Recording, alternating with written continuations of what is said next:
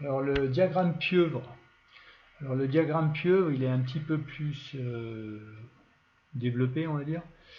Donc là, on va retrouver une bulle centrale avec le nom de l'objet. Bah, par exemple, si on prend la tondeuse, on mettrait tondeuse ici. Ensuite, ici, vous avez une bulle qui s'appelle MOE. Ça veut dire matière d'œuvre entrante. Qu'est-ce que ça veut dire? Ça veut dire en fait c'est ce qui rentre dans le système. Là, vous avez matière d'œuvre sortante, ça va être matière MOS, c'est ce qui sort du système. C'est-à-dire, et en fait, la fonction principale, FP, c'est elle qui va en fait donner la transformation quoi, de la matière d'œuvre entrante en matière d'œuvre sortante. Hein.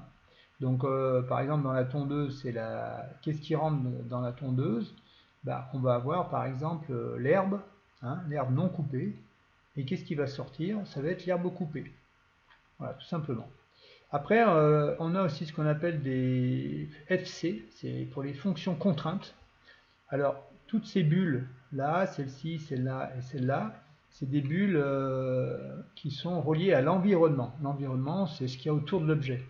Donc, par exemple, ce qu'il y a autour de l'objet, c'est l'utilisateur. Après, il y a aussi, par exemple, tout ce qui est normes de sécurité qui font partie de l'environnement. On ne peut pas utiliser une tondeuse qui est dangereuse, par exemple. Donc, il y a des normes à respecter. Des normes aussi, donc aussi des normes écologiques. On ne peut pas avoir une tondeuse, par exemple, qui ne respecte pas les normes écologiques actuelles. Voilà. Donc on va les nommer FC1, FC2, fonction contrainte 1, fonction contrainte 2, fonction contrainte 3.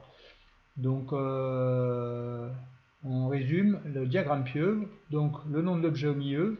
La fonction principale, c'est la seule qui traverse le nom de l'objet, qui relie la matière d'œuvre entrante et la matière d'œuvre sortante.